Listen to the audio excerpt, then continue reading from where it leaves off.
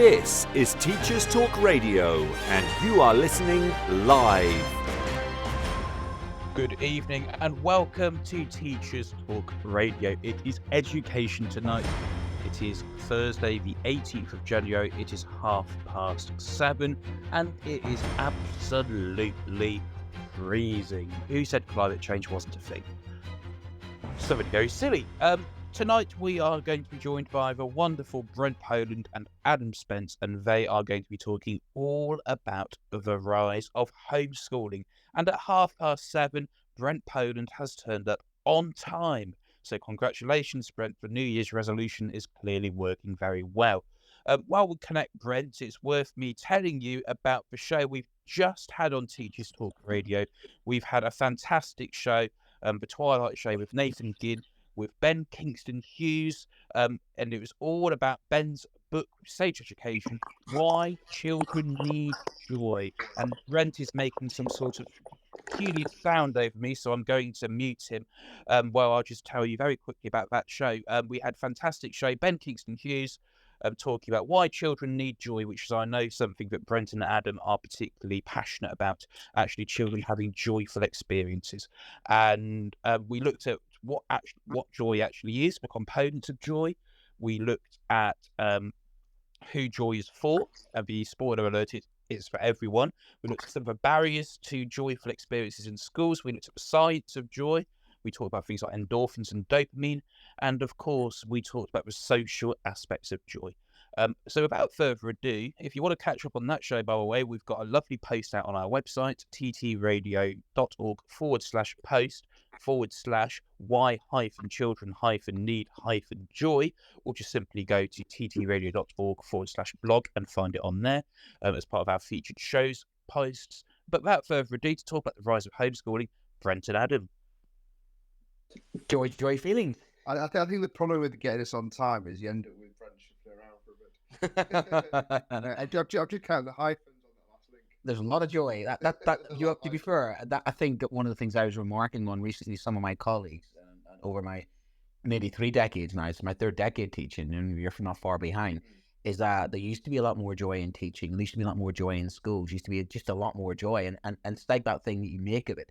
You know, you can be the positive thing. It's the glass half full, glass half empty. And there are times actually I'm told off for whistling or singing down the corridor or doing something crazy like singing Joy to the World, which was my thing before Christmas. And when the kids were sometimes, downtrodden or feeling like it's getting close to Christmas, I kind of went into hyper joy mode to a point where it's like, oh, please don't start singing. I actually made kids behave. Because they were like, sir, could you just type down? Just let us get on with the work. We'll stop annoying you if you just stop singing. And that was the thing. That became my thing. It's funny, isn't it, when you start doing things like that? People kind of look a bit kind of like you've lost it in some respect. But actually, it's just it's just a natural thing. I think I'm a generally happy, positive person. I kind of play the crazy Irishman card a bit too much, and the kind of like leprechaun running down the corridor doing crazy things. But it's my thing. It's what I've always done. I've always found joy in our job. And when people say, the thing that they enjoy the most about teaching is actually it's joy. And the same at the classroom. And the kids say, they enjoy your lessons.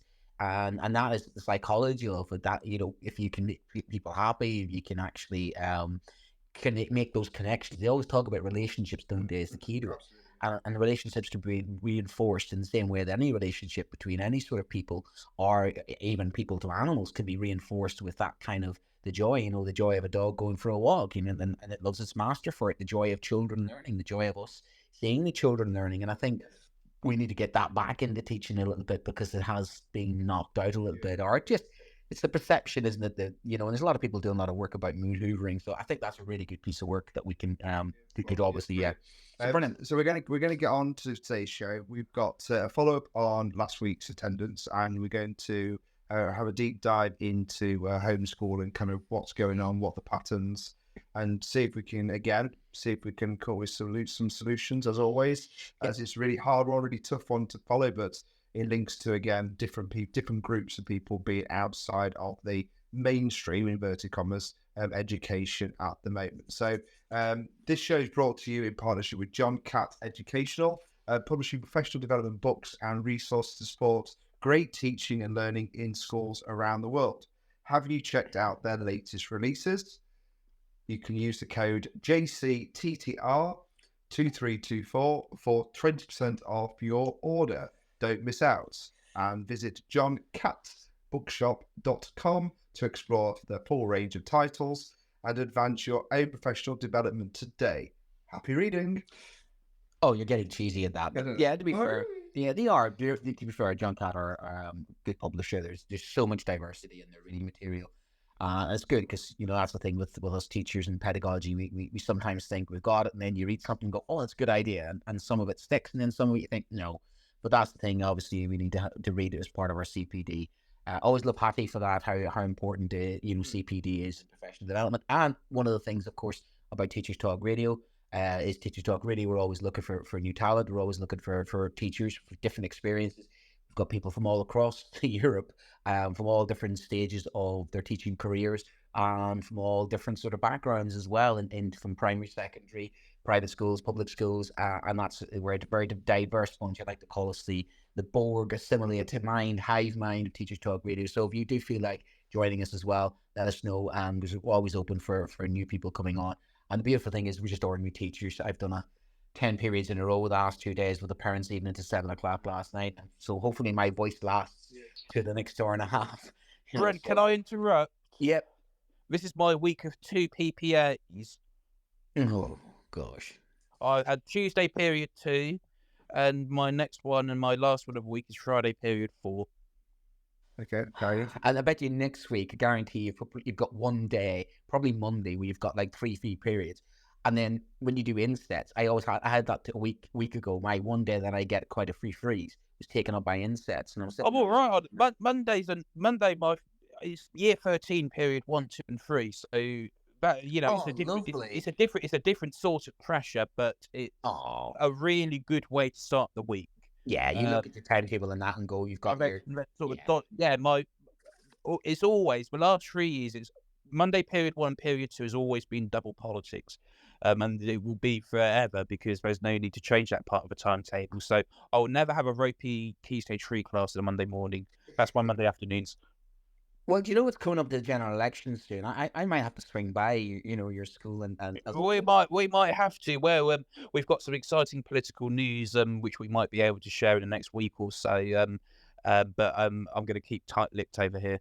Oh, you do that. Yeah, you've always got an iron in the oven somewhere. So, but I have the last couple of years when I've had my timetable. It's always that looking. What's Monday? What's Friday? It's true. Yes, it's true. You do look. Or maybe look at the bump as well. Maybe Wednesday.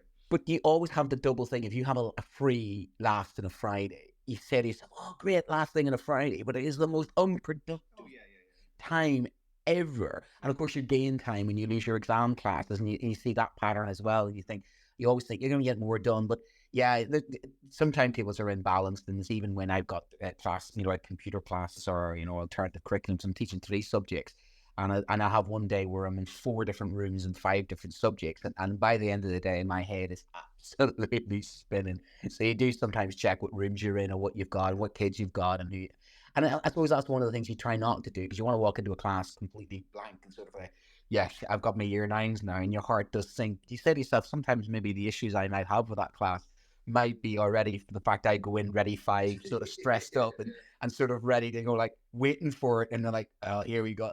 And it is that you kind of sometimes have to go in with the sort of the blank slate mentality. But going down to it, we'll have a look at homeschooling. A couple of issues I want to have a quick run through about a couple of news stories I think which are really interesting for this week. We've had the Catherine Burgos court case, which has generated, it was a 2-hour debate last night on Talk Radio.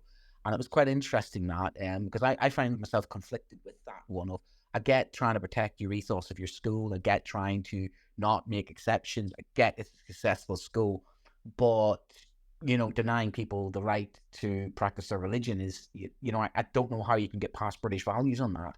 I don't know how you can say mutual respect and tolerance. I think that one is going to slowly burn that story, and it's going to be one of those wedge issues of, I think it will divide people, because unfortunately it will divide people, because a religion doesn't it, and freedom to practice religion.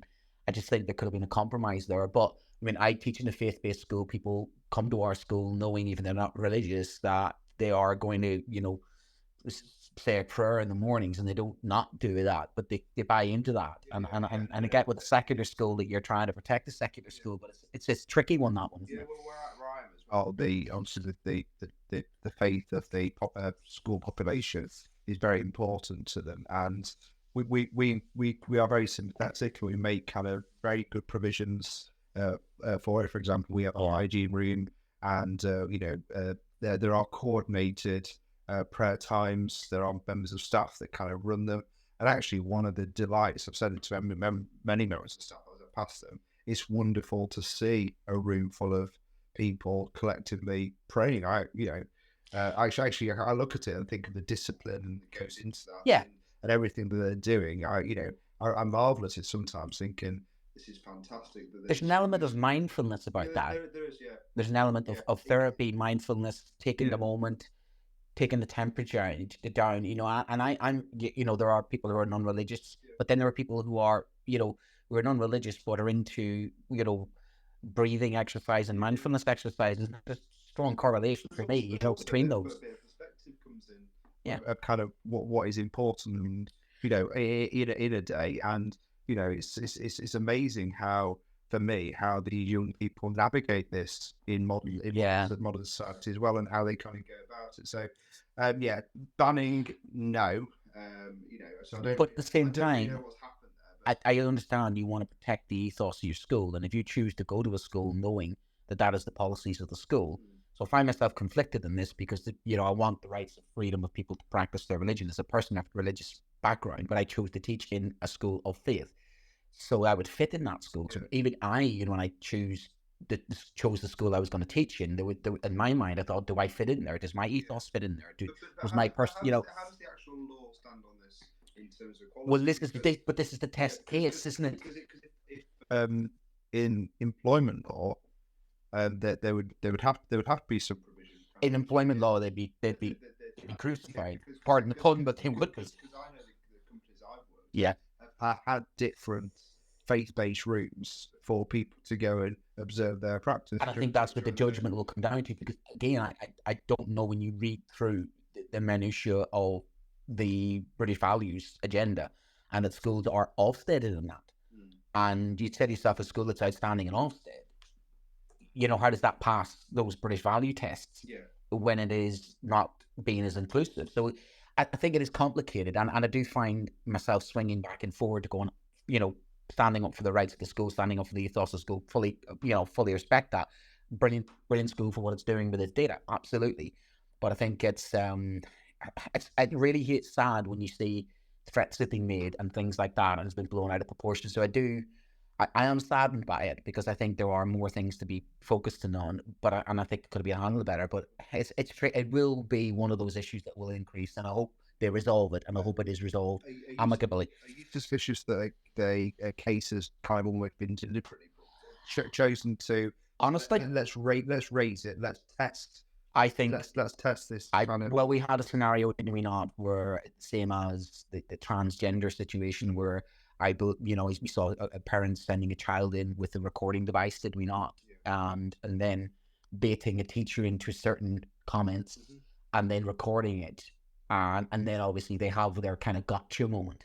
I think we're living in that society now where, people are trying to make a lot of issues about things for their own agenda. I mean, it's part of this whole culture wars thing, and I think this is a test case in a sense of, where do we stand? But you have a lot of contradictions there, don't you? We are a tolerant, society. We are a multi-faith society, and it brings into question, I mean, as one of the presenters said last night, you have children in faith-based schools who are not faith-based, who are singing hymns in the morning and saying prayers. I have that scenario where I've got nearly 60% of my cohort in school who are not religious, who then go into an act of worship every morning, or they have a prayer every morning, and I'm encouraging them to say a prayer of which they've got no connection to whatsoever.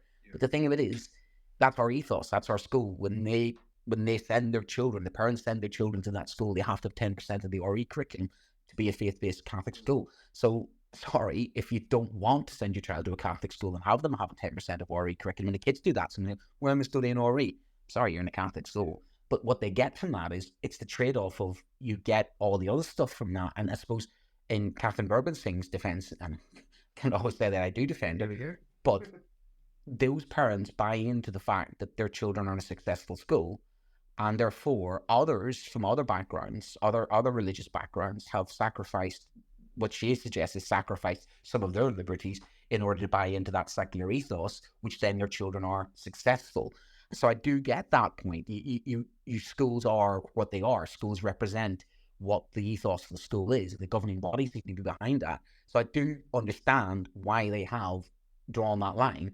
I just think there's a way that they could have been handled and that could have diffused the situation, managed it better. And I think you're probably right. There does seem to be a kind of rock meets a hard place on that. And this, and I feel sorry for that community then, because there's probably more going on there that's going to distract from, and possibly. But one of the things that's interesting, and I think there is something hidden in the details about what they said. They said that this argument, much like the toilets, much like the vaping, much like, I think there's an underlying current there that they demanded that they wanted to do something. And then apparently it kicked off a whole unprecedented behavioral issue. In other words, this created huge with lack of cooperation. So it sounds as if there was a demand to do something, didn't get what you want, and then it kicked off. So I get why the strictest head teacher in the country would say, I want to hold the line. Wouldn't be the strictest head teacher in the country if she didn't.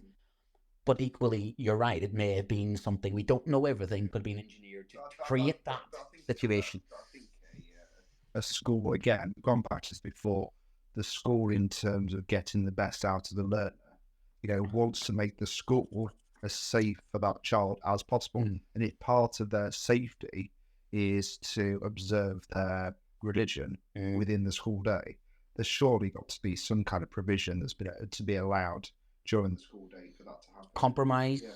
I can't see how it can't happen. There's lots of schools up and down the country that do have multi-faith, population, and there surely can be some negotiation around how that could happen. Yeah. That's why I probed the question. Do you think it's being kind of forced as one of these hinge issues, fringe issues? Just when you think just to make a point and get it out into the. Well, if you've watched the Mr. Bates thing and the High Court, this court case is going to be extremely expensive. Yeah.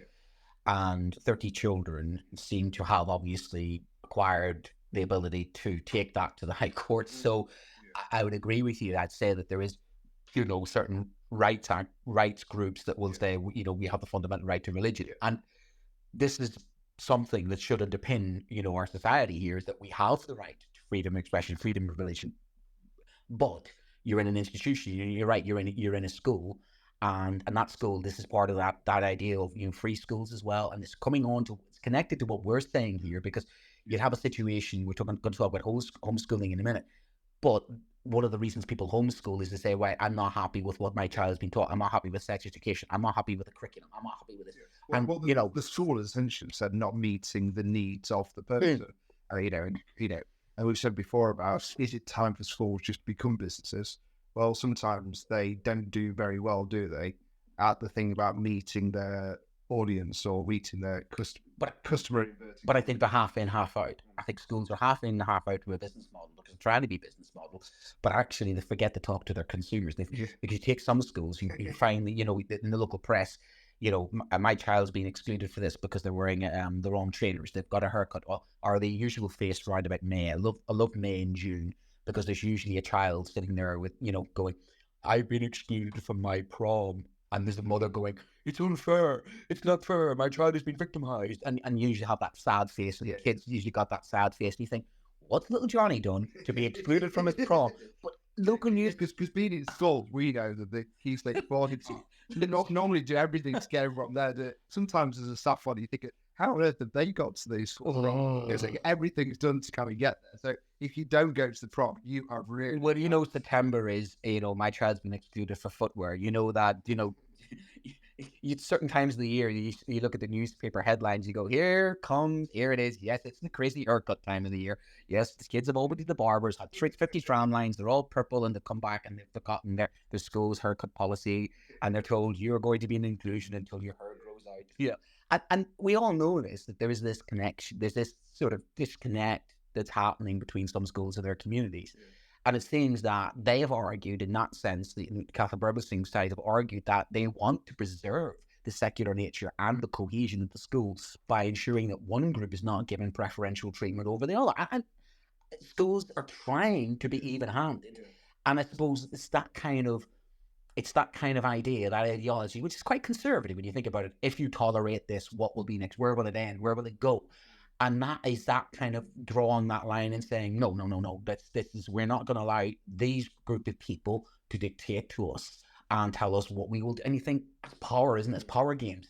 And I think there's a lot of that going on. If you widen that out, just take this issue as a separate issue, but if you widen that out into who's got the right to talk about uniform, who's got the right to what your children are studying, who's got the right to make sure that my child's got this, there's a definite feeling of there is more demands placed on schools. And I keep saying the Starbucks school thing, you know, parents want schools to be, you know, like a Starbucks where you go in and you order whatever version of a coffee you want. And my child, I want that coffee that way for my child. And if I don't get what I want, also allows the option for the next day to order something else if it's not what. Because we're not into the greater good any longer. We're not into, you know, my child is part of a collective. It's basically, I want what I want. If I don't get what I want, well then, you know. We've talked before separately, haven't we? Yeah. Peak individualism, and maybe this is it. It's about people. Yeah. All right, should we just go through a couple more? Yeah. 8 o'clock we'll start on the homeschooling. So this one obviously piques my interest. Poor pupils, economically deprived areas, and pupils who are poor. Pure pupils.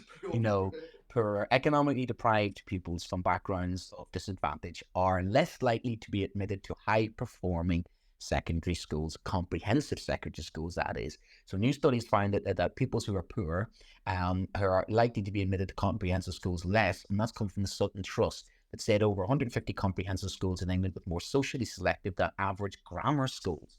Wow.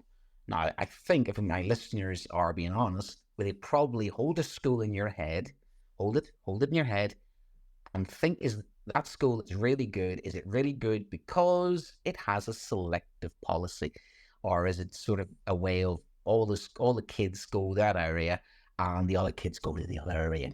Is it kind of like a grammar school in disguise? Is it acting like a grammar school? I know in my area there is a school that does that. And it is a faith-based school, and people seem to gravitate if they have a certain bank balance, so in a certain catchment area, and even live in a certain catchment area. So horrible as it may sound, it sounds exactly what we know does already happen, that people game the system, people even fake birth certificates, and they've even had a situation where people do the whole second home in a postcode to get a child into an area. And that's been happening for a generation, really. There's nothing shocking in that. Analysis of the top 50 secondary schools in England found that the top comprehensive schools took 40% fewer pupils eligible for free school meals than the average comprehensive. Sorry, if you are going to have a system which is all about results, if you are going to have Ofsted grading you about results, and you are going to have a system which sets schools against each other, then that's what's going to happen. It's survival of the fittest. We have a social Darwinian sort of education system that seems to get the gap and the social mobility even wider. The comprehensive schools, which are meant to be all-encompassing, aren't they? So that's a complete contradiction to what the idea of a comprehensive system is, which shows for me how broken the comprehensive system is, because the comprehensive system is meant to give an equal education to all children. And even they are being selective, and they're meant to be the non-selective sector. So that, to be honest with you, for me, just encompasses where education is going wrong, that even the part of education that's meant to give people a fair crack of the whip is even actually not even doing that. So that's the Sutton Trust, and I do trust the data from the Sutton Trust because they're an excellent, this one, obviously, this is for Paul in the primary school, the guys there, and we talked about this, about the toothbrushing, but this is going to be an electoral situation, and it seems the nanny state seems to be making a comeback. And my play on this is it's a vote winner. It works well with families. It's not asking what's teachers, not asking the education sector. It's a bit like the wraparound care. It's a lot of promises going to be made come election time. But it's the toothbrushing program and flavoured vapes. Now, honestly, I think the flavoured vapes for children, big time, should have been banned a long time ago.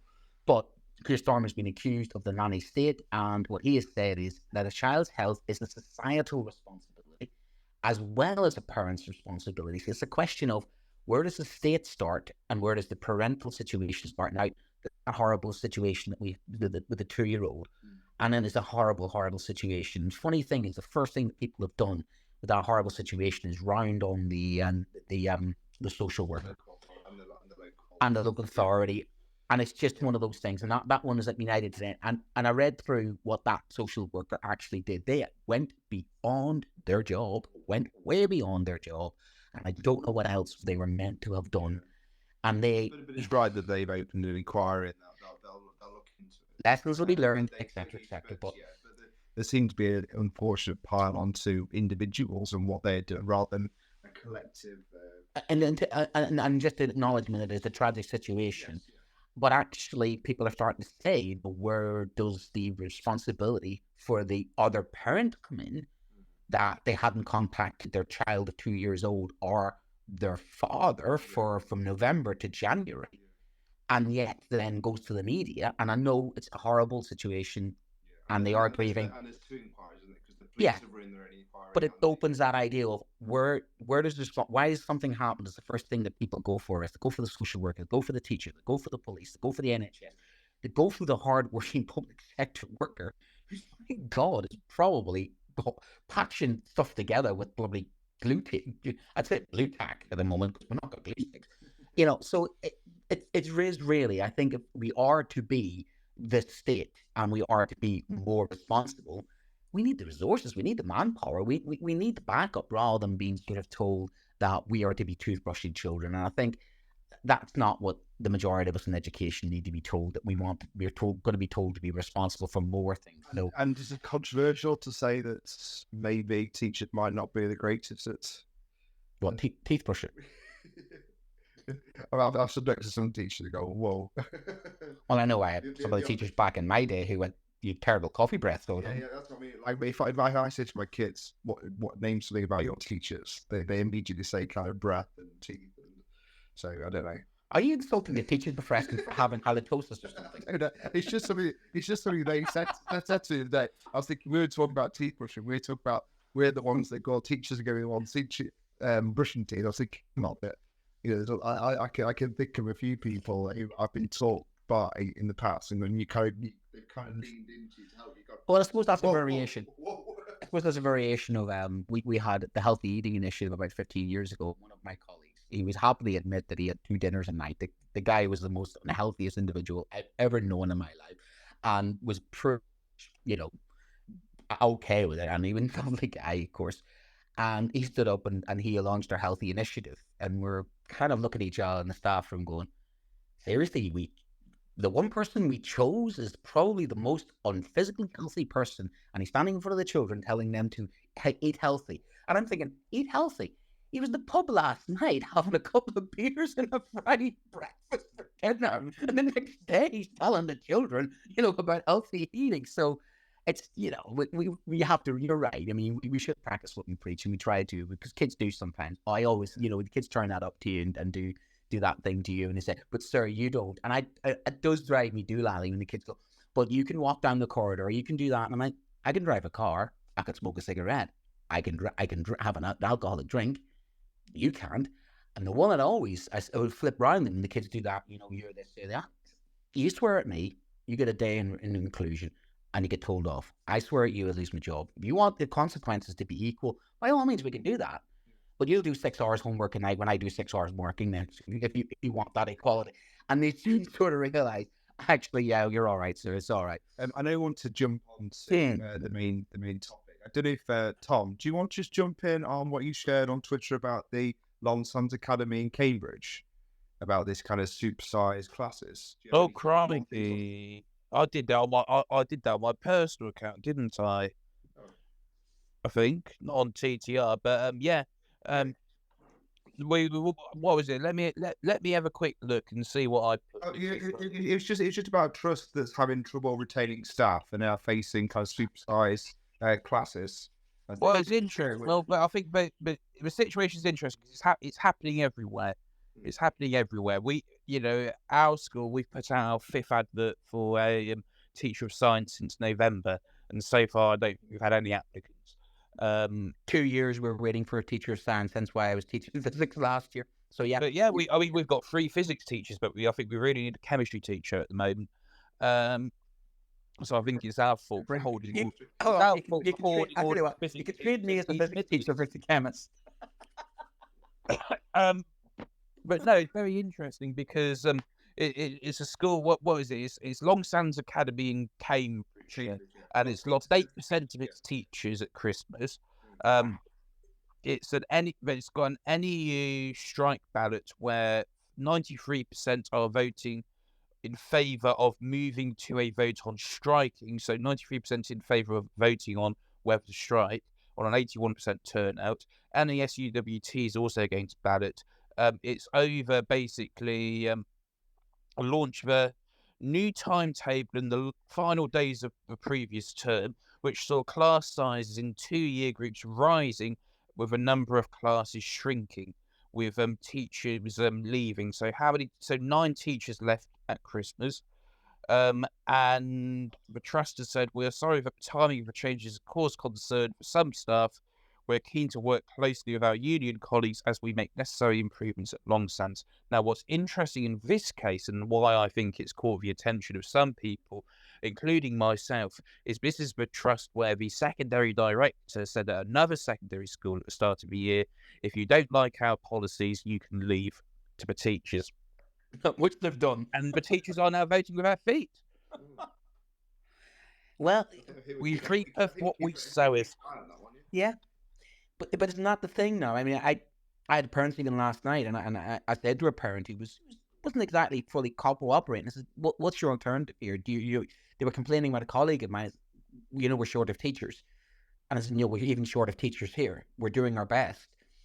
Would you like to help us out? And I was really saying to that parent, what if you want to keep criticizing us, you want to keep pushing us, we'll lose more teachers, and what you're gonna have a worse situation. I don't think that's hit home yet with maybe some trusts. I think the days of them thinking they could just sort of hire and fire, and I know a school that did that where they took in a lot of staff about 4 years ago. I think it was 4 years ago. Took a lot of staff in, and then they brought in a new head teacher who basically ruled the roost, and then cleared out the staff, and then 36 members of staff left in a couple of months.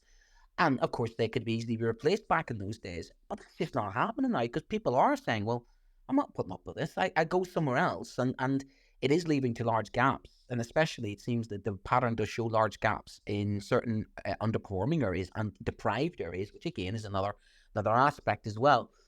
This I one, think the point that we're making here yeah, is that the teachers are at this moment now more than ever such a precious commodity. exactly. And if you ask any head teacher, in any state school in England, what the biggest challenge is for them at the moment, it's not behaviour, it's not attendance, it's not even Ofsted, it's recruitment. Yeah. And especially in the core subjects, because you're judged on those core subjects, maths and science, without a shadow of a doubt. That's really, if you drill into it even more, it's in those 2 core subjects where you're getting huge issues and retention. And one of the things that I was made aware of was that some of the local providers, the teacher training providers and university providers, don't have the number of particular likes of science teachers coming through. There isn't that, I'm not saying fresh supply, but there isn't the kind of cavalry that's going to come in and replace those people that are leaving. There isn't that demand now for teaching. So we're not going to be rescued by an influx of new teachers into the profession. Here's one for you, Brent. All of our science trainees on our skit have a job for September. Already. All of them. Middle of January, they've all got a job for September. That doesn't normally happen till May, March, April, maybe. Straight away, oh my word. Schools have snapped up. Unit may be decent. Let's give you a contract in September. No. And yet, our generation, people were. I was in May. I had to wait till the end of the May. I was May. Yeah. I was April 1st. Were you joking? I did say that on the phone when they rang me up. Well, it worked out well for you, my friend. It worked out well for them too. Well, I think that's a good place to start. Yeah. Are people selecting to teach their children at home because the provision at school is not good enough? The class sizes are too big. Is it the staffing issue? Is there an interlinked issue? Are there not the trained people in the classroom to have the expertise to deal with all of the complex needs that are going on? So you take that parent last night who's saying, well, hold on a second here, my child's not getting a specialist in core subjects. I'm not happy with the quality of education. I'm not happy with the supply teacher. I'm not happy because a lot of our problems now come from integrating supply teachers who are almost becoming, some of our supply teachers are now almost becoming, legitimate staff members. And I'm struggling now to know who's supply and who's not supply. I mean, we are becoming quite transient in our teacher population, to where in a staff of, I think we've got 38 full-time members of staff. Where I would have known people for years and years and years, and now I'm looking around staff and going, this is temporary TA, temporary supply member, cover for this person, covering, and I'm actually losing track. And I've never had this before in my school. Losing track of people. So you're feeding that and getting that feedback from parents that are not complaining, but they're feeling that this is a bit unfair. They're feeling shortchanged, yeah. Shortchanged, but by their child kind of not necessarily losing out, because I'm sure that person's doing everything they can. Yeah. But they are not the experts that no parent thought they were going to get when they. And they don't know that they don't know the children, they don't know the school. There's the amount of times now it's where this person's given a punishment for a certain thing, you got to pull them to one side as a tutor and say, I'm sorry, we don't do that here. You're almost having to induct, it takes sometimes quite a while to induct people into a new school, into the way of things. But now it's almost instant. And that's leading to a lot of issues of that person's then upset that child because they've given the wrong punishment. And that then leads to this idea of a lack of consistency. And I've had that situation where, this new member staff has had the children with their mobile phones out. And I'm like, what? Oh, and he's like, well, the last school, they were fine with that. I'm like, you're not in the last school. You have to go. And it's that scenario of schools are struggling to recruit, retain. They're struggling to get the specialists in. Yeah. So if you're a parent who's a conscientious parent, and we know how important education is, and we know that parents are demanding, and fair play to them. So I'm saying, I will educate them myself. Yeah. So in this situation, when the head teacher's obviously thrown the gauntlet down and said, it's my way or the highway, I've had some experience of this as well. And then literally the same thing happened. Everyone went, well, no, thank you. We're going to try something else. If that's what you want to do, that's fine. That's your prerogative. It's not for me. I'm going to kind of move on and do other things. Is there some kind of, is there something that Ofsted should be doing or the DOE should be doing now with a dump of 8% of their staff now? There's a serious issue there, because are they going to be able to recruit the staff? I mean, 90, even if they do, you follow that tweet down, even if they do the teach like a champion American style model, 90 pupils in one class, or it's essentially being taught in a hall, is extreme on the best thing. Are we saying that they are having a proper education in that school? The only thing I've seen them thinking about doing, which is deeply ironic, because they should be stopping our NQT's brightest and best, and we did a show on this, where they're now going straight abroad, is that they should be not, they're going to take teachers from abroad, like they do in nursing. Yes, so we've got to almost kind of do that thing like nurses do and say, come to the UK. Yeah, but that's the thing. We're taking nurses from developing countries. We're taking nurses from Malaysia. We're taking countries from places like Philippines, and we're having to do that because our highly trained nurses and specialized nurses, which the country spent 20 years educating from primary right through to secondary, right through to university, right through to then a couple of years in the NHS, and off they go to Western Australia. Congratulations! Now we start to replace those nurses. So why is our immigration numbers, 500,000 people went out of the country last year? They're talking about the record number coming in, which I think it's 1 million gain, isn't it? But it's not 700,000, I think, gain, but 1 million come in.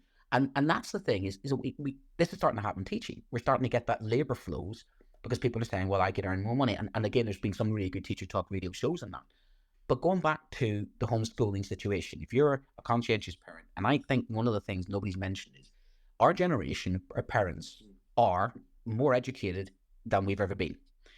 And you have now the fluid working dynamics of two parents being able to... So you're talking about the demography for this, essentially our age. I'm saying our age is now more capable. 1980. I am more capable of homeschooling my children than my plasterer father and housewife mother. No disrespect to my mother and father, but they weren't capable of homeschooling me like I and my wife is capable of homeschooling our children. Is that because the direct correlation? Because a lot of our generation, managed to go to that. Correct. University. The 97 influx that got to university. So 50% of everyone goes to university. Labour policy. you're talking people late 30s, early 40s, late 40s, 50s. That demographic, and what generation would be big? Back end of Z, N or Z, I think, or X.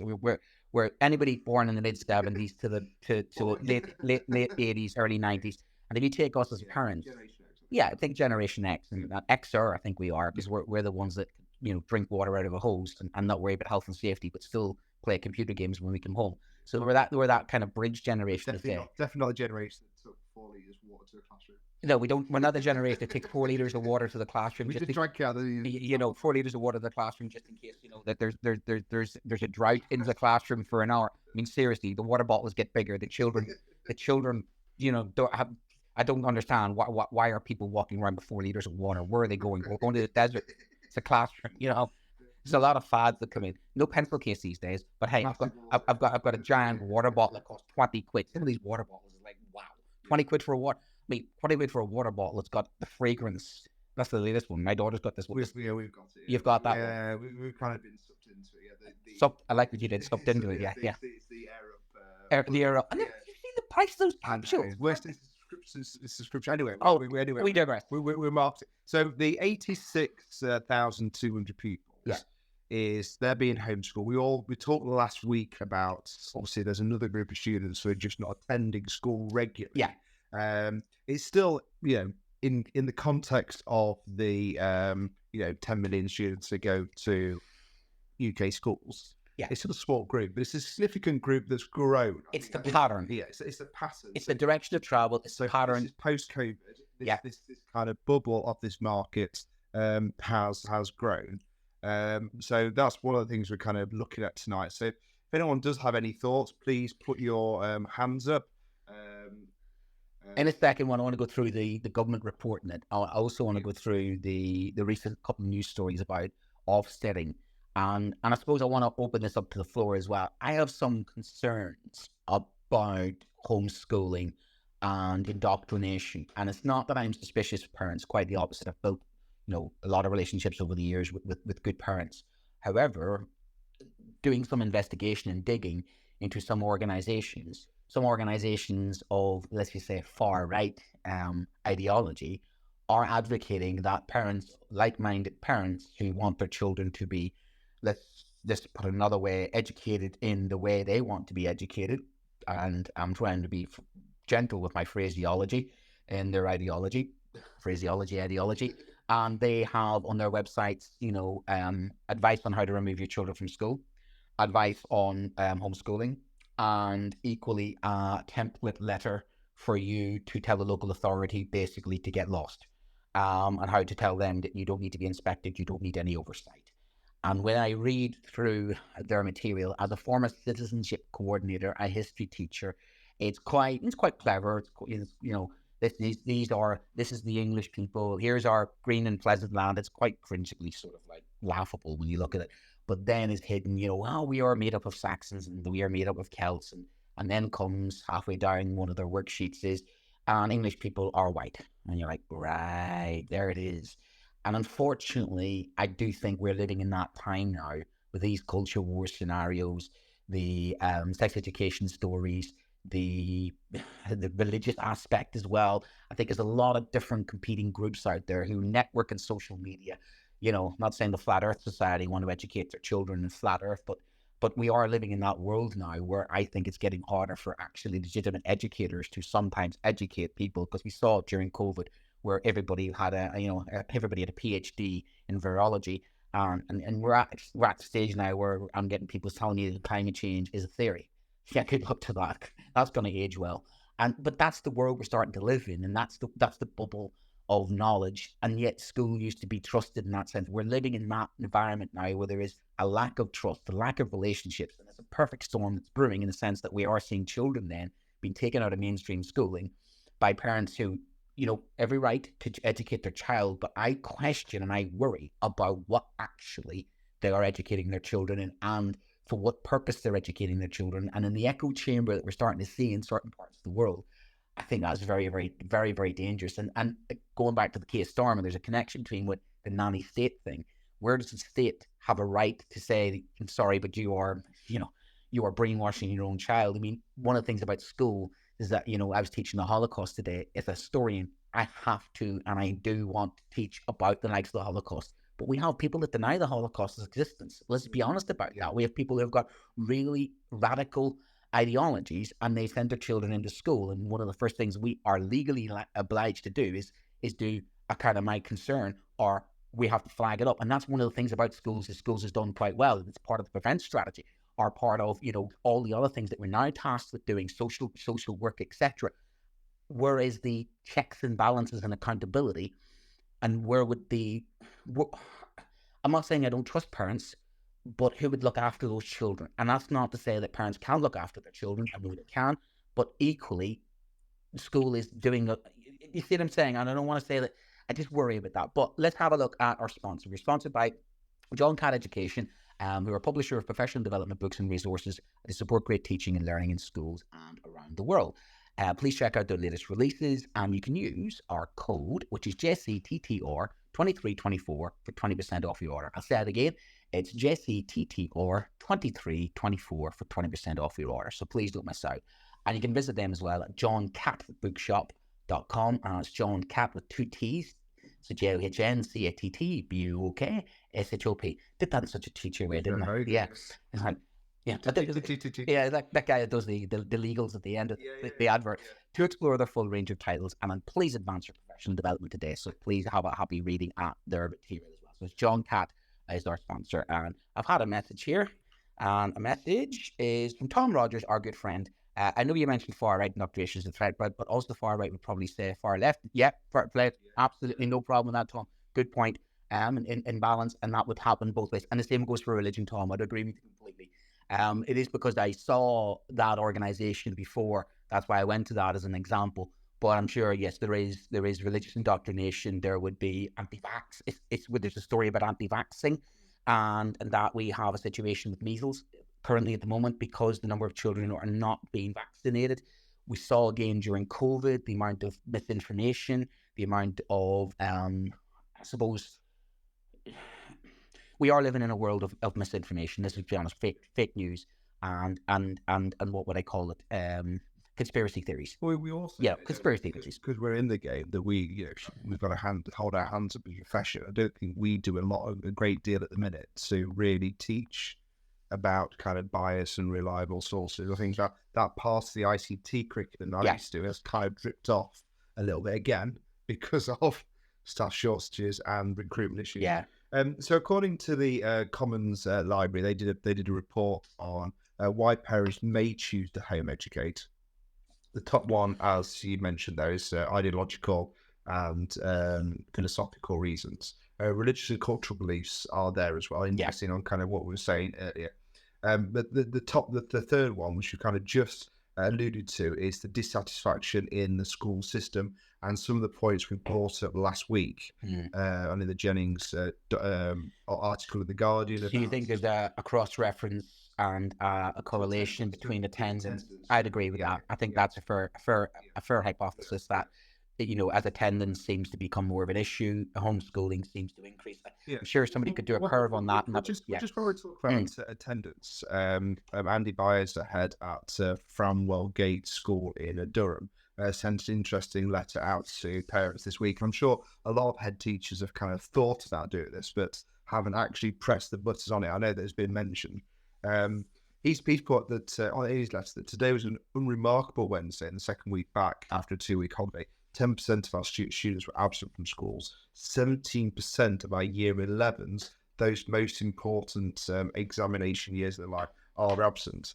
We've become used to these statistics, and sadly, these patterns of absence have now considered normal in schools. And he's kind of really reiterating to parents again that how much what it looks like if you miss 2 weeks off school. But it's a bit worrying, particularly for year 11s. No obvious kind of need. For example, where I'm in Birmingham, there is a bit of a health issue at the minute around measles, and a lot of people are some schools are suffering because of that. However, I really like the site up here, the end of it, because they're going back to kind of responsibility and who bears responsibility for this. For parents of students in year 11 with poor attendance, this is an urgent situation which needs to be rectified immediately. And he does go in the previous paragraph, so please can I ask, if your child is absent from school regularly, you seek to address this and obviously ask us for support if you're struggling with your child. But he's really pushing responsibility back onto the parent there. But you know, this is what the point he's trying to make is this is year 11. Yeah. He's not talking about year 7. They say you are taking your finals examinations in less than 4 months, 5 months time. We know if anyone's trying to do any planning this week, how short these terms are. Everything seems to be kind of running out of time really quickly. You know, and he's also made the link there about poor habits that then go on to be poor habits in the workplace for employment later. And are we then creating this group of young people who are leaving school with these really bad habits? They're then going to go into the workplace later on in life. Some be replaced by artificial intelligence very quickly. Yeah, well, it may. I mean, it's just really interesting, kind of looking at that letter. But I think the worrying thing is thinking about kind of those points that were on the report and about the dissatisfaction with the school system, maybe bullying, other reasons, health reasons, short-term intervention, child's unwillingness to go to school, special education needs, disputes with the school over education, special needs behaviour, etc. Familiar and you know, ideological and religious reasons, as we mentioned. Can I add one more? Yeah. Home is just too much fun for kids. Yeah. Stay at home, play FIFA. Stay at home, play Fortnite. But ultimately, whatever it is on that list, those parents and those children have got to the end of quite a nice Christmas period at the end. So we had Christmas, remember, and then we had a long time after the Christmas period kind of have gone, nah, I'm not going back this week. But you take a child who's not bothered going to school, doesn't want to go to school, hates school, doesn't like school, doesn't make a lot of friends at school, doesn't like the curriculum, is not interested. I'm always a big believer in intrinsic motivation. You take a parent who's socially mobile in themselves, got themselves through universities, got themselves a qualification, maybe works part-time from home, got their own business, those type of individuals. Yeah. They say to themselves, right, I'm forcing my child to go to school. Why am I forcing my child to go to school? To get an education. Hold on a second here. During COVID, what did we do?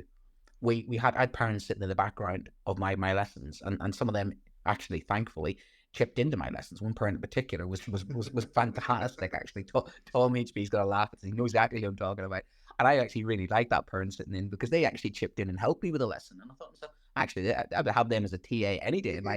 Come on in, because I do like that, and I think some parents are capable of teaching their children, and I think some parents have said to themselves, well, actually, hold on a second here.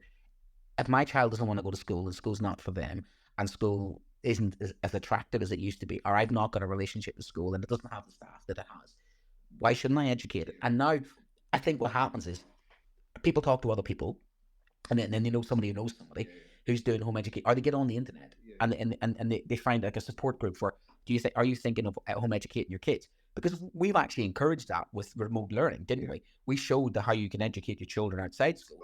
Things like the Open Academy, these YouTube tutorials, BBC Bite Size, have we created the homeschooling industry for them? I mean, it kind of invertedly, because what we've done is on unintended consequence. Because we thought this would be great if there's we need to a snappy session. And we want to use kind of multi-sensory kind of things in the room. Do videos, sometimes we'll do songs. We've now created all this stuff. We've basically published it. And now basically anyone feels that they can be a teacher. Or is it a bit like the England football manager? Everyone thinks they can do it. And well, kind of comes the funny thing is, I actually do think anybody can be a teacher of sorts. Some of my greatest teachers was my football manager, coach. He's a great teacher. Actually, ironically, he was a maths teacher. But as a coach, he was second. He taught me a lot. Is that philosophy now? Do you need to be in school to learn? And I don't think that's true. I think you can learn outside school. In fact, I'd say my secondary school, my primary school, I learned lots. My secondary school, what did I learn? Soft skills, how to scrap, how to get suspended for scrapping, how to be bullied, how to stand up against bullies, how to argue back with teachers, how to argue back some more, how to dive lessons. I think I learned a lot in secondary school. And that's me. Yeah, but you of things on that list from your experience. But did you ever think about not going to school? In my 5 years of what I would say was sometimes a poor education experience, because I was a bit like Marty McFly. Do you remember Marty McFly and do you call me chicken? That's me. Away I'd go. Like McFly, that's me. I'd literally, away I'd go, and I don't get changed much in that respect. And school was difficult for me at times, and I did enjoy it. But in my 5 years of secondary school, I missed 3 days. 2 of those days were for funerals. Because there was basically, I would probably have to be on my deathbed before my mother would have sent me into school. That's the generation. That was the thing.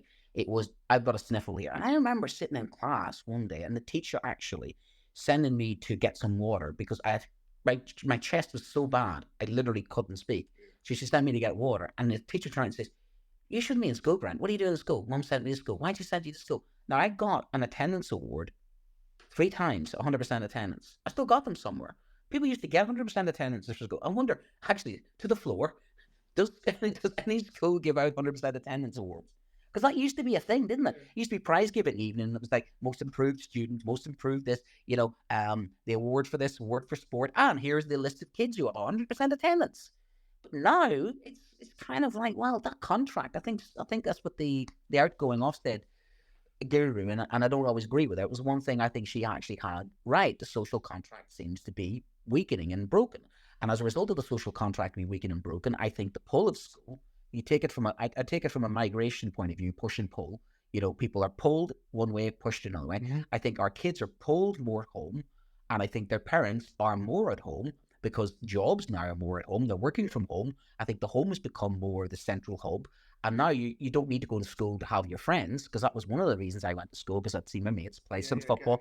Now, I could keep my headphones on and Fortnite to the cows come home, and I don't need to socialise in person. We are living in a more remote society, so the growth of homeschooling may reflect the growth of working from home culture. Yeah. And if you've got, individuals who themselves want the best for their children, and they've got the abilities and the time now, because some people work different hours, they work different shifts, they can take sabbaticals. A lot of jobs, not like teaching, can give people a year or two off, and a lot of flexi working. And if you've got flexi working, some people can actually have the time now to educate their children. And I think something happened during COVID that just say to some parents, I think some parents struggle so much with school, they came back to us and that, I can't do phonics, by the way. And they went, I'm glad of school. And some attitude in some parents was the opposite, where they went, thank God for what you, especially primary. I have to say, any primary school teacher listening, the job that primary school did for my children during COVID, my hat is off to you. I bow down to you guys, are absolutely amazing. And again, how they adjusted a lot quicker. I think primary schools definitely readjusted to normal life a lot quicker than secondary schools. And if you look at the issues in secondary schools, from the vaping, the toilets, the behaviour, we have definitely really, really struggled at secondary more than we have primary, I think. I noticed that Lee Nally's listening tonight, and she kind of posted earlier today. And please feel free, Lee, if you do want to kind of pop in any points. She has. She was talking about the link between her experience with Ofsted, and she's particularly interested in the permanent exclusion link to home learning. So, hello, Lee, are you there?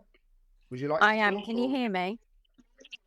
I can. Do you want to share your experience with Ofsted? Yeah, so I'm a vice principal at a school, and I'm in charge of attendance, special educational needs and behaviour. So when it comes to... God bless you. I know. And Ed, I'll add that in there as well. So I'm in charge of... Oh, you're a right hero, you are. Perfect. Yeah, which is great on Ofsted Day when you're kind of getting it from all angles. But I kind of see every single angle when it comes to elective home education. One, I see a lot of parents use it as a way to potentially avoid a permanent exclusion, or they know their child is going to end up down that route. So they feel that their only option is to potentially electively home educate, because alternative provisions are at minimal in the area that I work in, and the funding has to come from the school, which costs thousands, and we just don't have the budget to be able to do that. Or on the other hand, when I look at special educational needs, I've got pupils that are post-COVID, who have autism, who have actually found comfort in their own homes, that coming back into school is extremely difficult for them. And when the parents are trying to engage in some sort of support from the local authority or special educational provisions, it's very minimal. And then they feel their only option is to still electively home educate because there's not that support in that mechanism either. So I think it's a really difficult situation to be in, because when I put my attendance head on, I'm then looking at, well, I'm going to end up having to prosecute these parents who are trying their best, but I'm being forced by a local authority or by Ofsted when they come in, who are asking me to justify why I don't have an attendance percentage that they want, or I've got high levels of persistent absences.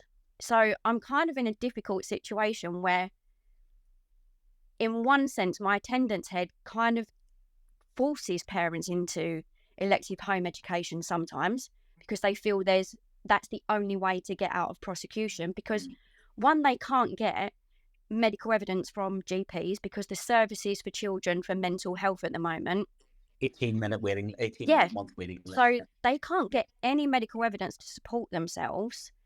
And I just think it's a really difficult situation that actually, when you look at it as a whole, COVID is the breeding ground for this, because before this, nobody really knew as parents what elective home education was. But now they seem to know what their rights are a little bit more when it comes to elective home education. And I think sometimes when I speak to parents who are going through the decision to electively home educate, we obviously use the line of like, I don't advise this. I wouldn't advise anyone to electively home educate. But I think they have the perception that the school will still check up on them. Yeah, they've still got that secure safety net. Yeah, that they think, oh, you'll be able to provide us with where we can get work. And when you tell these parents that's not how it works, they kind of think it's going to be the same as COVID home education, when actually it's nowhere like that.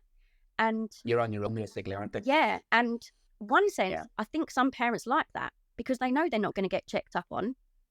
So what is the repercussions of, if I don't produce actually great elective home education for my child, is anyone really going to care?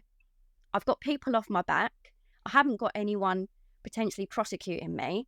I don't have a child that potentially every single day is struggling. Is struggling to get out of bed, is having an emotional breakdown. Sometimes I think parents do it to give themselves a release, and it's just such a really difficult situation. And it's hard to criticize them in their scenario in that context. It's hard to criticize them if they're feeling that battleground of, and you're absolutely right, some of the children I had with autism really, really actually enjoyed and thrived during the homeschooling phase, because they got the best of both worlds. They got to be educated. They had the parent earwigging into my lessons. I know one parent I'm talking about in particular. And that child absolutely thrived during COVID because they didn't have to run the gauntlet of coming into school. They had the safety of being home, and they did adjust quite well because they were, they'd had a lot of support that around them back into mainstream education. But I noticed the progress they made at home was very, very was brilliant, and that's the thing that never been discussed about, the fact that some children do thrive at home in a different environment, and especially children with autism. I think because of schools, and again, when you've got a lack of TAs and you've got a lack of Senkos, and these days try and get a Senko in some areas with expertise, schools are overswamped when it comes to needs now, aren't they? And if you're having a child who you're actually saying is stressed, and a parent is not taking the easier path, but they're trying to find a route out, aren't they? And they're backed into it in the sense that they've no other choice. And I mean, one of the worries for me is that back in February 2020, when the government read this report from that's now published on the House of Commons Library, they said that they were going to legislate for a register of children not in school. Yeah, that hasn't happened, and that number that I quoted, we don't really fully know the full number. What is the kind of the consequence on to things like safeguarding there? Where does that fall? Is that back onto the local authority? Well, Leanne, maybe we could answer that, Leanne. I mean, is it who then has the responsibility? It's the parent, isn't it? It's the parent, not the local authority. The local authority can inspect Yeah, the local authority can inspect. So someone's just mentioned, does your local authority fail EHE? Yeah. No, my local authority does go round. They will inspect and they will fail EHE if it's not up to the standard they require, and then that can go to school attendance order where they have to go back to school.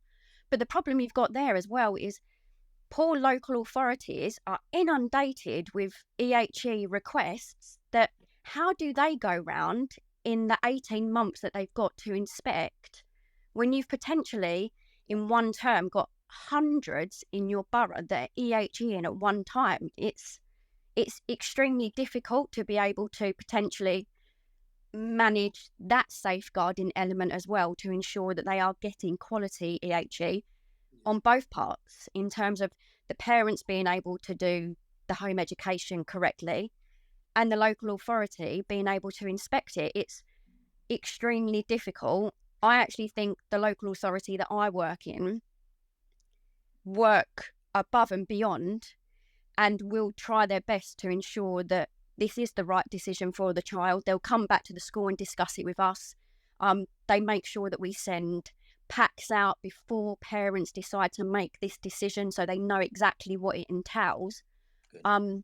So yeah, really the safeguarding comes down to the parents, but also it's monitored by the local authority as well. That's what happens in my area. I don't know if it's different anywhere else. Legally can ask the local authority not to. I think they can opt out, because I've seen that on one of those extremist websites, which was basically saying, send a letter to the local authority saying you don't need to come and inspect us.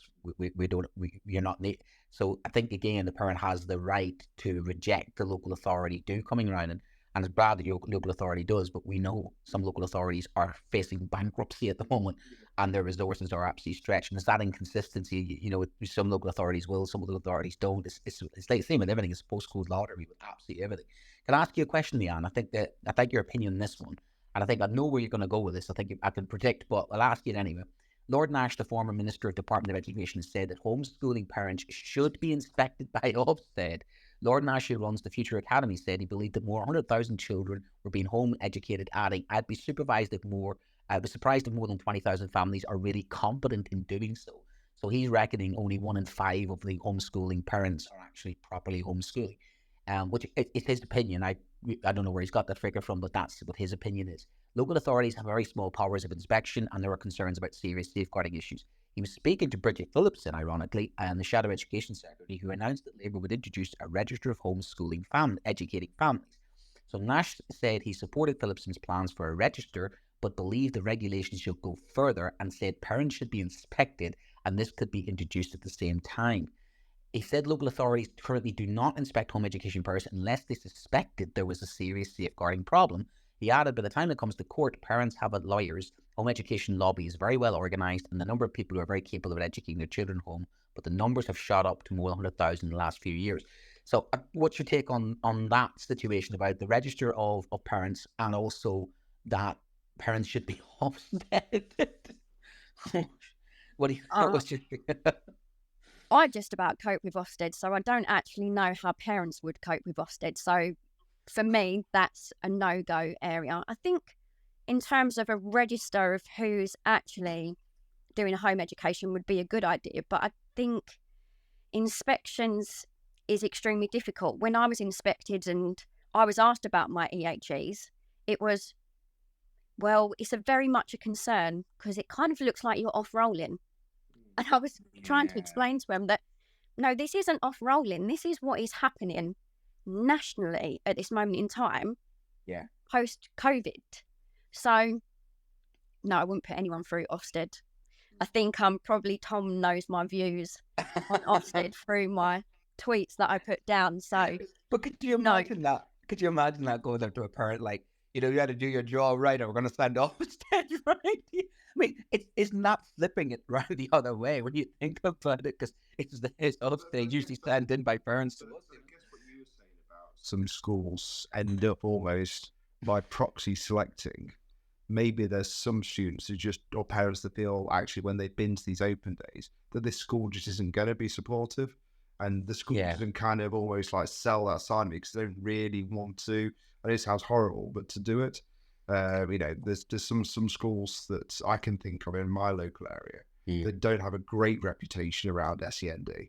And it's almost it's a suspicion in the local area. They don't really want those types of students kind of applying to the school.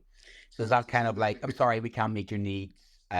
Think about homeschooling instead. Well, it's not think about school learning, but I know that I've got a neighbour who's there was a child in my daughter's year, and he's still at home in this year 8, and they just haven't found anywhere locally to meet his needs.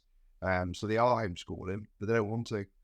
They do actually want to go to school, and they want to find a provision for it, but they just can't find anything locally for him to do that. Leanne, what do you think then? You're at the forefront of this. Bless you. Oh my word, I don't know how you do it.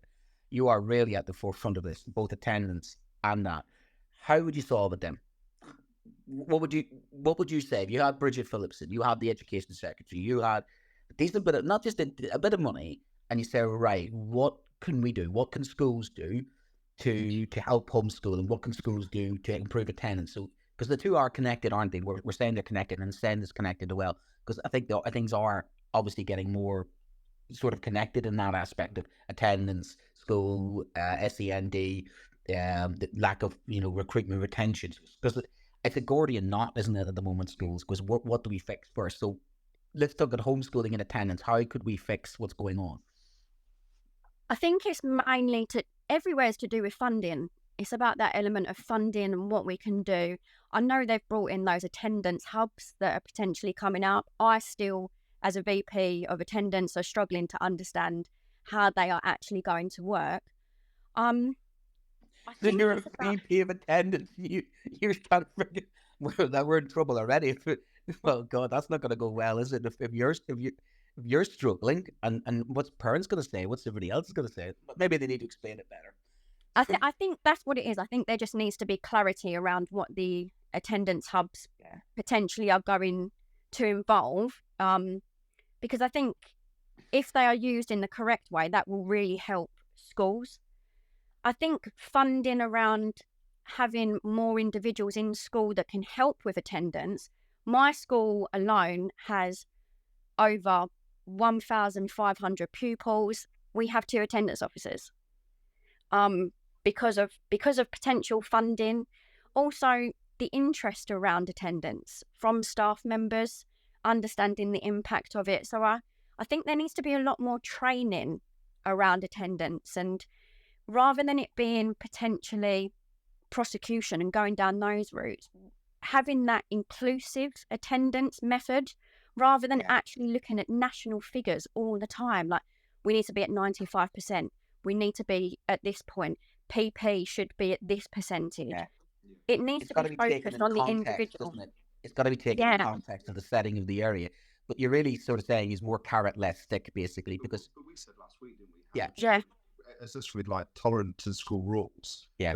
I certainly didn't like this idea that the school could reach in and start fining me for days. But it's also going back to our previous conversation about the pushing, staff being pushed out of school, kids being pushed out of school, people not feeling welcome in school. It's that kind of scenario. We need to draw them back in, don't we? Well, the schools themselves look. Is that toxic? Well, you look at you look at a school from the road. What do you see? You see the fence, the gates, you see all of that. I understand the safeguarding argument, but there's a whole kind of it does look quite good. Well, the overcrowding, the old corridors, the layout of school. I mean, one of my stories today actually was looking at how a school, newly built £34 million school, is not fit for purpose because the way it's been built has been built so bad.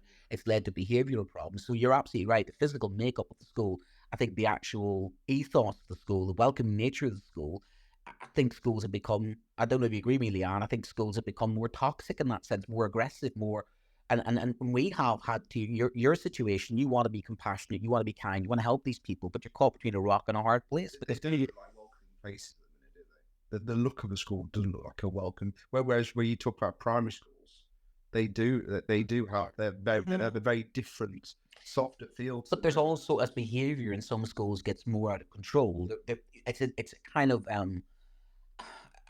that physics thing of Newton, of your equal and opposite force. It's your reaction back. So schools then, respond by increasing their sanctions and increasing the threats. And and that's exactly what Leanne's saying. You're sending letters home to say to parents, if your child doesn't wear this uniform, your child doesn't do this, your child doesn't do that, here's the consequences. As we try and retain some control out of a system that seems to be not in control, there those things go back to our court case scenario with kids aren't, we're not letting you pray in your own free time in the was it the playground. Yeah. So is this, we are driving and what I'm saying is, I don't know if anybody agrees with me, and the would you agree with me, that some children are being driven out of schools by the way that schools are being run. And their need to not be met. And it's not the schools are trying purposely to drive kids out of schools, but the curriculum isn't exactly helping for some kids, because we don't have kids doing the GCSEs, the vocational GCSEs, the curriculum. So there's kids can't access the curriculum because it's not right. We've got schools under pressure, head teachers under pressure with the exam results, under pressure for league tables, under pressure from budgeting. All of that just adds up to a situation where, I believe in push and pull. Or I was pulled into school for the virtue of the fact that I knew that school was, especially in A levels, was my ticket out of where I lived and ticket into social mobility. But now that doesn't seem to be the case. There's less pull. I just think schools are less pull, more push. And maybe that's the thing. I don't know if anybody else agrees with me, whether, Leanne, you agree with that sort of hypothesis that we're pushing out and maybe we need to pull back in. That was Scott. Yeah. Should you just say hello to John Cat? We'll say hello to John Cat. We'll come back. But thank you, Leanne. That was absolutely spot on. I really appreciate it. Anybody that wants to talk, please just follow Leanne. Let us know. Please don't let us just rabbit on. As much as possible, we will do. no doubt. Oh yeah. And if you have any doubts to that, you can always find Brent's 3.5 hour epic. 3 hours 15 minutes. But this show is brought to you in partnership with John Cat Educational, publishing professional development books and resources to support great teaching and learning in schools around the world. Have you checked out their latest releases? Use the code JCTTR2324 for 20% off your order. Don't miss out. Visit johncatbookshop.com to explore the full range of titles, advance your own professional development today. Happy reading. Happy reading. So to summarize then, we think homeschool is going to grow. I think it's only going to increase, and I think therefore if it's going to increase, I think that's going to, if you apply the business model that schools have, every child brings in money. If children and parents are taking their children home, and you look at the demographics of future year groups, there are some schools starting to close, some primary schools who are struggling for numbers. It's going to sound weird, but schools are going to have to probably stop children from being homeschooled if they want to be, hard to say it, but some trusts are going to have to say the economic viability model is going to be the schools advertise on the back of buses. Schools know that schools fight over, kids. We're a good school, send your children here, your kids will be happy. Schools, I think, be honest with you, I think some schools now and some trusts are doing the same thing unfortunately government has done, of over-promising and under-delivering, or trying to get people in and say this, and then when people get their children into a school, it's like, this is not what it said on the back of the bus. And I hate saying that, but I think that's happening. Is there a way, as always, sometimes is there a middle ground where parents can have the homeschooling they want for their child, but also the school provides some kind of a hybrid. And this was always during COVID. We felt that, didn't we? This was always the huge loss, wasn't it? After COVID, is that the word back to normal was used. And I understand why that was used in some cases, but I think there was a huge opportunity lost. We learned so much really quickly. We generated so much resource. We trained ourselves in this whole new model, and then all of a sudden, boom, it was gone. I think you've hit upon a really good idea. And then you kind of went back into that model into January, and it kind of felt kind of okay again that we kind of got this model kind of. But what I kind of felt was driving that is this idea of we are a glorified babysitting service, that our job is to keep the little, keep the lambs in the pen while the sheepdogs go and run and round up the adults. That's her parents go to work, we look after the children. We're an economic support system. That's why all the talk was about getting schools back, was you couldn't get everything else back.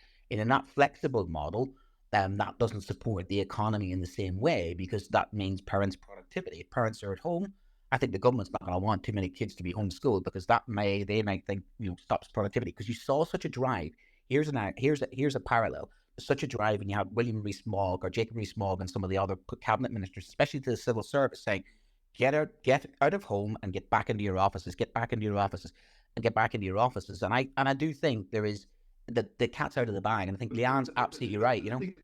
Bizarre. They lost that argument with the workforce, didn't they? Yeah. That's kind of, it's really interesting how the school education system just literally didn't fight it at all, did they? Really? Well, they kind of went with it. But I think, to back up Leanne's, I'll go with Big Paul in a second. To back up Leanne's point, if you had a hybrid model where you keep your child in school sometimes to check up on the child, to have that quality assurance, and that allow the child to go home sometimes to be homeschooled, but with the support of a school, that hybrid model I think could be reasonably successful. And I can see no reason why that wouldn't be proposed. That would take the temperature down. You'd get the best of both worlds. The child's temperature would be taken down. The parent would be supported. We could check the checks and balances there of having the networks at school. The safeguarding is done. Our quality assurance is there. The teaching materials could be provided. And I don't know why that would not, because that for me would be something that I think could be a win-win for both sides, a compromise, and equally a compromise hybrid system. Paul, my good friend, you have your hand up. Would like to Evening. Hello. Evening, my friend. I had a question actually, because I had a extra long day today because we had to keep 4 children back because of a serious domestic violence. Oh. And it just, when Leanne was talking before, I wondered whether any of you knew, if you were a parent and you wanted to do homeschooling, is there something you have to go through? Is there permission, or can you just literally say, I'm going to go homeschool? Because I do sort of fear for 1 or 2 kids, like Lee was saying before, it might just be a way of some parents doing it for them and not really thinking about the child's well-being or benefit. I don't know whether you knew. They can withdraw the child. I think we looked at. I think it said on that parliamentary report. Yeah, they can just be withdrawn. They can. The parents have the right to withdraw, and they have to let the local authority of school know. And it's their right. They have to provide an education, so they can't just withdraw the child. They are then responsible for providing the education. But that was the thing we were discussing about. Well, where does the local authority come in? The local authority can inspect if they suspect, but the parent can also reject that right. The parent is key in this. The parent is the primary educator in that sense, and they have the responsibility in lotus parentis. So it is, and that's what my concern was about those radical organisations, which were encouraging parents to remove their children from school, which they felt was indoctrinating their children in, and actually said indoctrinating them in the national curriculum, as if. And they were then advising, this is how you communicate with school, this is what you send to the local authority. And they were, in essence, saying, this is how you play this system so that you can remove your child from school and you can have absolutely zero accountability, in a sense of nobody's going to be checking up on you because you have the right. The right is with the parent. And that's that situation was then about the nanny state and Keir Starmer talking about toothbrushing and stuff. So you've got a bit of a weird situation there where, saying where is the state and where is the child and where is the country, and you can imagine the scenario we have with social services being stretched, because that's another situation of we have public social services, local councils, which Leanne had said absolutely spot on, is their capacity to check up on people is diminishing, while the number of people to be checked up is now increasing exponentially, and you add poverty on top of that. Yeah. It's an absolutely perfect storm, isn't it? It's incredible, really. And I mean, I wonder, because every case should be judged on its merit, but I do fear for kids who are in the 2s and 3s of child protection and safeguarding and things, whether parents in those situations can just say, I'm going to homeschool them. Because I tell you what, if the kids who are on the higher levels in our place, if their parents came to our school and said, I'm going to pull them out, I'm going to homeschool them, it would be an interesting inside of all the teachers and the head teacher's head kind of thoughts, right, what we would be thinking when they say, I'm going to homeschool them. It would be Yeah. half The only- fear the only and thing- half kind of, what? Are you really going to do that? Yeah. The only thing parents need to do is inform the local authority, and then once they've informed them, they need to provide an efficient, full-time, and suitable education. It doesn't really say. It does say efficient education. They don't have to but follow the national hang on, curriculum either. There is no set definition for No. that. The DfE guidance states that it can be interpreted a meaning education achieve what is intended to be achieved. Is the statement the DfE? They do not have to follow Yeah, a prescribed national curriculum. They are free. I have friends who homeschool who are very pro homeschool. And what they do is they've got a network of 4 families, and quite cleverly they have I think about 17 or 18 children between 4 sets of parents. And one set of parents is the creative guys, one set of parents is the academic guys, one set of parents is they're out in the mud playing and making worm sandwiches, eco guys, and the other guys are into the sciences and stuff. Yeah. So between them, they sort of share the 17 children between the 4 families, and they take it in turn. Now they are, they've done that, I think, from an ideological point of view of they believe that they can do a better job and they want their children to flourish. They're in that kind of finer school kind of model of we want our children to be outside this kind of prescriptive education, and they're well meaning. And in fact, the oldest of that is currently studying drama, music, and art at a drama. I think it's affecting one of the drama, music, and art colleges.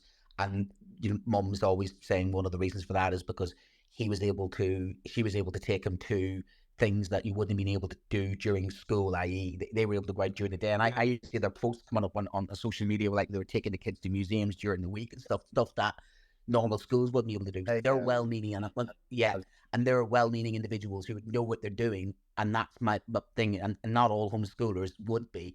I like that, but equally there are brilliant homeschoolers who have done an absolute bang-up job, and their children are absolutely thriving as well, isn't it? But that's the problem. There's no regulation. There's no guarantee that happens. It says here it's unclear whether if it's unclear whether the child is receiving a suitable education. The guidance recommends the local authority should initially attempt to find through an informal contact or inquiries. However, this is the big kicker here. There's no obligation for the parent to reply to that inquiry. Which is kind of that big worry about safeguarding, I guess, and kind of what happens. But I guess that then just becomes a police matter, would it? If that's the case, rather than. But they too, would the police be alerted if people only get alerted when it becomes a serious problem. Yeah. But then the problem with this is it only becomes a serious problem when something bad has happened, and then you get the lessons are learned. Yeah. And I think that's one of those slow burning that may come out, that you may have a scandal where this child has been homeschooled, and as a result of it, and that's Paul. I think that's what you're saying, Paul, is that worry about the health and safety of the child. And school is a place where sometimes we can identify. We saw that during COVID. Of course, that was one of the negative impacts of COVID, is that children at home and the amount of domestic violence they're exposed to and things that, So well, I do share, Paul, I do share your concern, yeah. Earlier on, I heard Lee, it might have been Lee, you were talking about the parents having a sort of security blanket. And sort of getting it wrong, thinking that COVID was going to be, homeschooling would be like COVID homeschooling, and the fact that schools would provide you with everything and not have that security blanket. The kids I'm thinking of need school as a security blanket themselves. And I don't mean from an educational point of view. I mean, if those kids weren't in school for a however period of time, then I know from our point of view, our family support worker and head teacher would do a visit, Yeah. Whereas if they're homeschooled and there's no link to it, so off the radar, aren't they? That child is on their own, and that's the worry, isn't it? There's no backup. There's no sort of security net, is there? There's nobody checking up, and again, it's majority of parents are well-meaning, etc. But there's what's to stop. We care for children. We're educators because we care for children. I think that's what we're all sort of worried about. It's that grey area where people are. But we're nearly done. Just going to say that we're obviously sponsored by John Catt Education, professional resources to support our teaching and learning in schools in here and around the world. So please check out their latest releases. You can also use our code, which is JCTTR2324 for 20% off your order. And you'll find them at johncattbookshop.com to explore the full range of titles for your own professional CPD. Thank you this evening, guys. Thank you, Leanne. That was absolutely spot on. And thank you for your work as well. And bless you. I think you're an absolute star. I don't know how you do it, but you do it because, like many of us, you care, and it must be really difficult when you're trying to do your best. And we need more to be doing exactly what you're doing. So thanks very much. Appreciate it. And again, please keep in touch as well, because I think we're going to come back to this one. This will be one of those that I think is going to come back to, because I don't think this is going to go away. I think the situation's going to get, for me, a little bit worse. And I don't think we're waiting for the cavalry to come. I don't think a change of government would initially change very much. It may over a couple of years.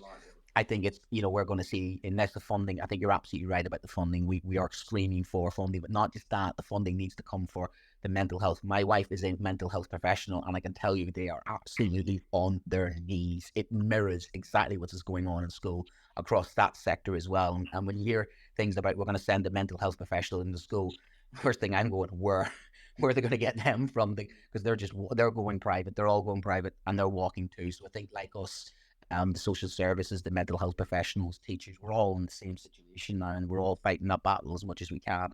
And I just wish to back off the likes of Ofsted and give us the chance to help us out, work with us rather than sometimes work against us. But that's my feelings on that. And thank you very much for listening, guys. Is Paul is the professor on the other side? HB? I believe so. Yeah, yeah. So he is. He's not on strike like the rest of Northern Ireland today. No, although one of my year 11s went on strike today, and then wondered why he got a cross on his behaviour report. Well, is he part of a union? Send him my way. He's part of. Only I could say that, THB. Only I could say that. Yeah. Anyway, yeah, Paul is on the other side. We've got one or two technical problems, but he'll be on in a few minutes. Yeah, well, that's the gremlins of the whole public sector strike in Northern Ireland, bless them. So yeah, Paul's the props on the other side, and of course you can listen to us back on Spotify, and equally where you get for the next 30 days, we'll upload this. And again, thank you, Leanne, and absolutely brilliant. I thought that was a cracking contribution, and thank you, Paul, as well. If you like what we've done, there's a whole site now on the Teacher Talk Radio page where we've got the AI show that's been kind of published on those top podcasts as well. So please feel free to listen back and share. And I'll see you next Thursday. Cheers, good night. You've been listening to Teachers Talk Radio. Tune in live and listen back at ttradio.org. We look forward to hearing from you next time on Teachers Talk Radio.